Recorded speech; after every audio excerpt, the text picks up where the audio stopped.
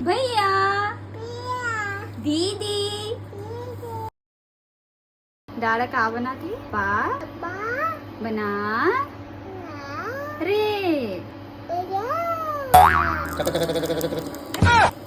ఏంటది మళ్ళా ఏదో తిరగట్లేదు ఇది ఉప్పు మాడిపోద్దబ్బా ఉప్పు అట్లా అంతే